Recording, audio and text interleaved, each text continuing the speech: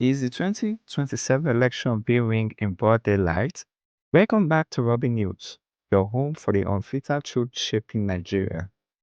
Just when we thought the Electoral Act Amendment Bill 2026 was moving us forward, the Senate has reportedly rejected mandatory electronic transmission of results.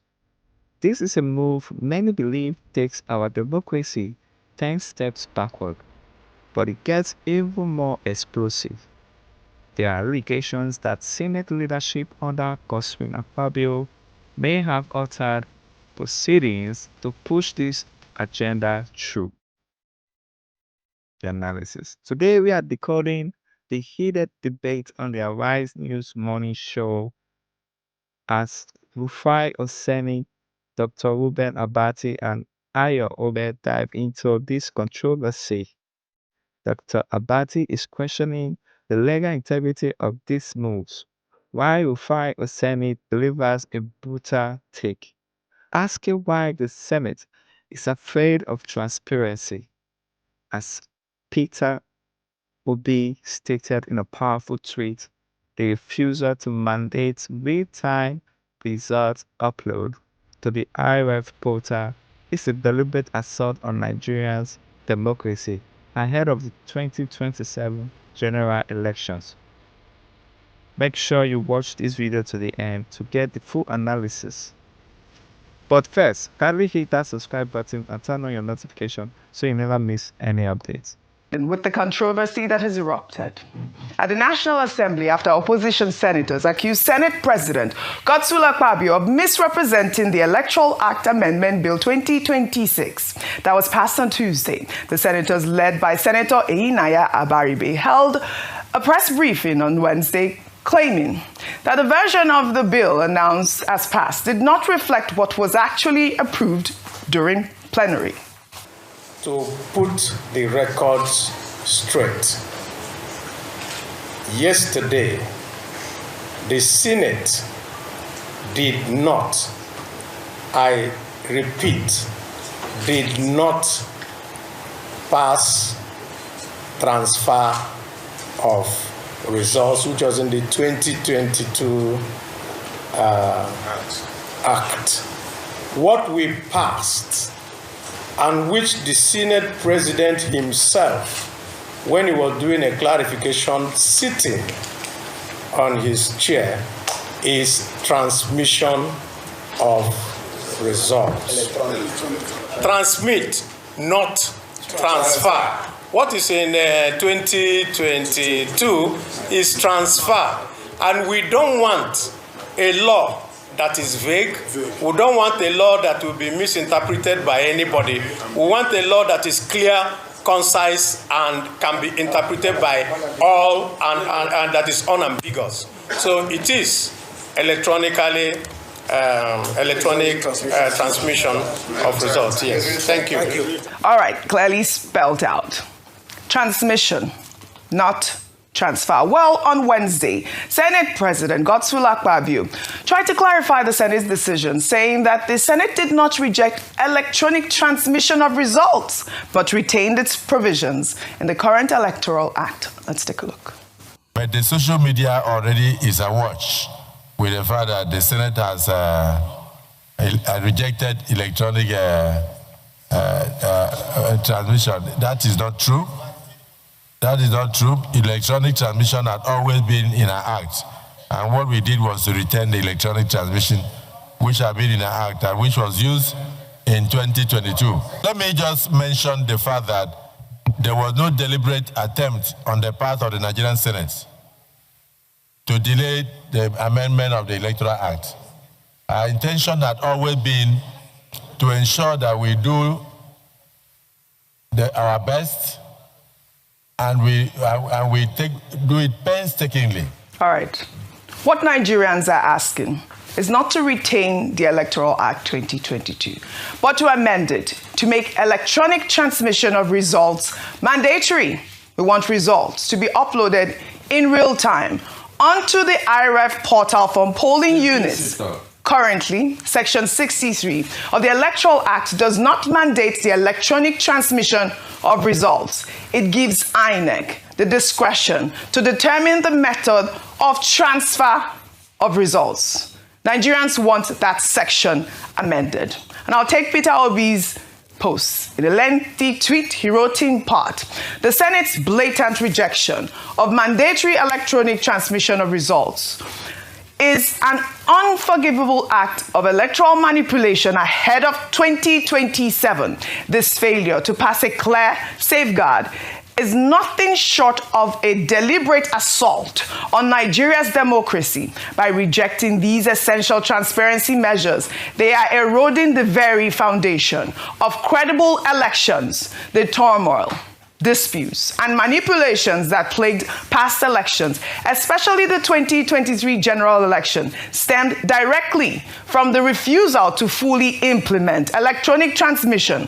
Nigerians were fed excuses of a fabricated glitch that never existed, while numerous African nations adopt electronic transmission to bolster democracy. Nigeria, the supposed giant of Africa, shamelessly lags behind, dragging the continent backwards. By rejecting mandatory electronic transmission, a critical safeguard for electoral integrity, we are entrenching disorder aimed at perpetuating confusion according to the whims of a small clique. Have we not reached a point where we must think seriously about the future of our country and our children? When the former Prime Minister of the United Kingdom, aware of our history, labeled us fantastically corrupt, we reacted defensively. When President Donald Trump declared us a now disgraced nation, we were incensed, yet with every act of resistance against transparency and reform, we continue to affirm their claims. Those responsible will later point fingers at others for harming the country while they quietly suffocate its potential. Let there be no illusion. The criminality witnessed in 2023 will not be tolerated in 2027. Nigerians everywhere must start getting ready to rise up, resist, and reject the backward trajectory, legitimately and decisively reclaim our country from the clutches of deliberate malevolence. I mean, that was, a detailed tweet. Again, electronic transmission of results is critical to preventing the kind of collation center manipulation that has plagued Nigerian elections. The fact that opposition senators from PDP, LP, and even one APC member are united on this issue shows how fundamental this provision is.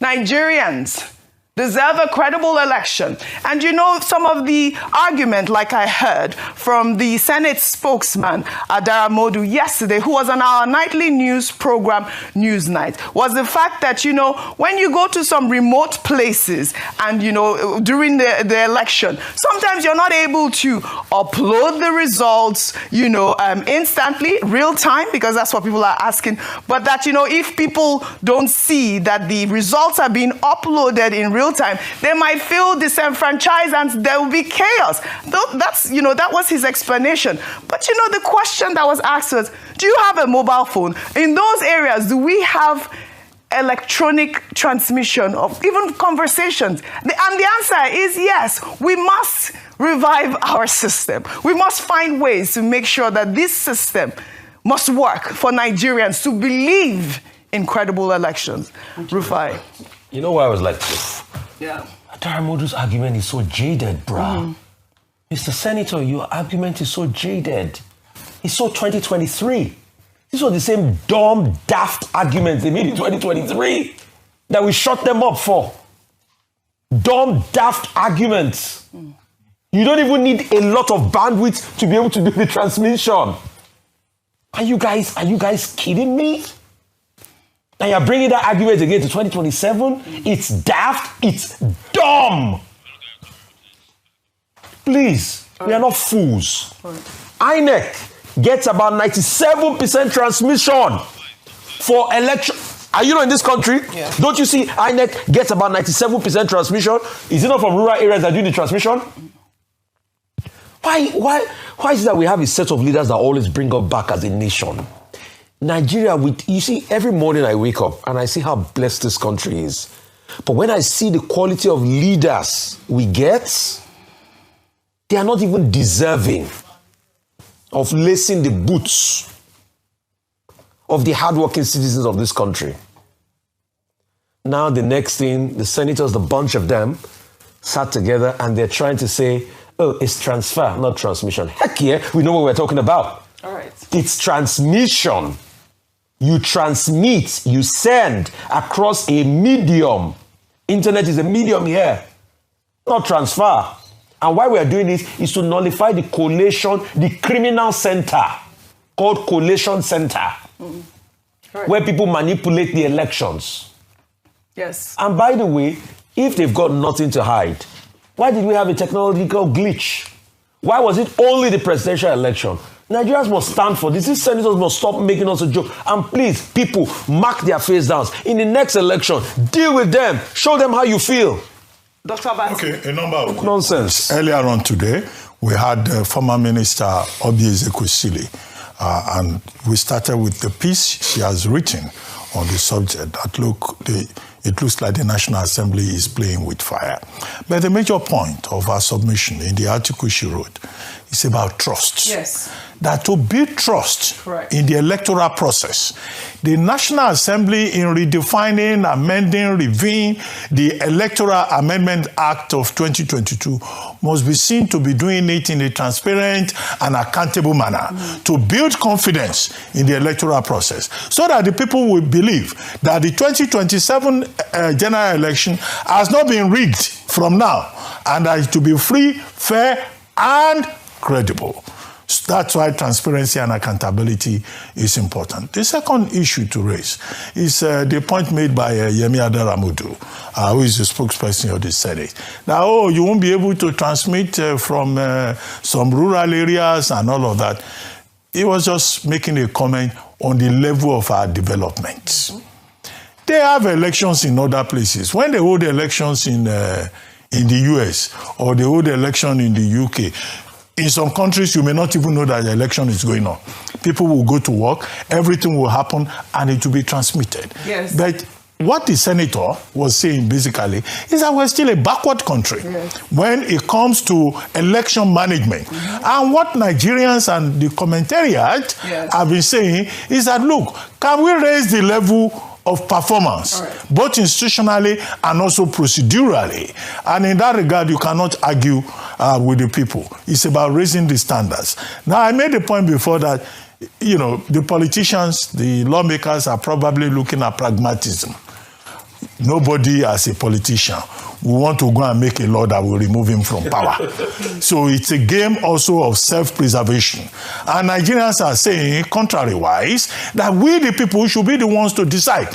When you produce when we have voted, transmit real time. Yes. So that all of us can monitor the votes. If you say, defend your votes, how will we defend the votes if what we get there will be at the discretion of INEC? All right. Finally, I do not think that those who are commenting on this should speak in a fashion that will look like they are inciting the people. Because when you tell the people, rise up, occupy National Assembly, that will be a form of incitement. I think the opposition should also speak like statesmen, like leaders. But I know it can be very frustrating when you see those in charge trying to play games with the process. But, you know, nobody should recommend violence. Nobody should incite anybody because the process itself has not been completed. All right. House of Reps is still saying they still have their own objections. The harmonization process has not taken place. Right. The president has not signed. So you can put pressure through your representatives. And that's what we are doing here. Ayo, you wanted to say something, but let Rufai quickly just say before so that quick you can fun end. fact. What was it? ECHA image on IREF is roughly between 200 to 800 kilobytes per polling unit results. If it's properly captured, it falls between 300 to 600 kilobytes. Adaramodu's argument does not hold water. All right. Okay. I've just proven empirically for you. Argument around the fact that just with your phone network, if you are in a network in a network deprived area, even when you send messages and it has a one tick, when you get to an area, but the main issue is that let it be transmitted there. Where you then get at least the point that you cannot change it in transit. That's what people are asking for, and that argument it falls flat. It speaks of almost an ignorance of how technology works, and it's quite sad to see that that's the level of our development here in Nigeria. I think it paints us in very bad light. But very quickly on inciting, Nigerians will get to a point, and I can bet you that they would not need an opposition figure to make a point around that. I recall when the Enough is Enough movement started, that term, enough is enough. When you continue to push the people, whether or not anybody comes out to say it, the people will fight back. And that's why it is a note of warning to our leaders that let's look at examples around the world. Look at Kenya, look at Nepal, look at Tanzania. People, and you can't kill everybody. So the truth is that people still have a right to peaceful protest, but you cannot push Nigerians to the wall and expect that they just keep looking docile, and we keep saying, oh, just calm down. If they have used all the legal options, and this is why we are asking them to let the voices of people be heard, so that people do not feel aggravated beyond the point of legality.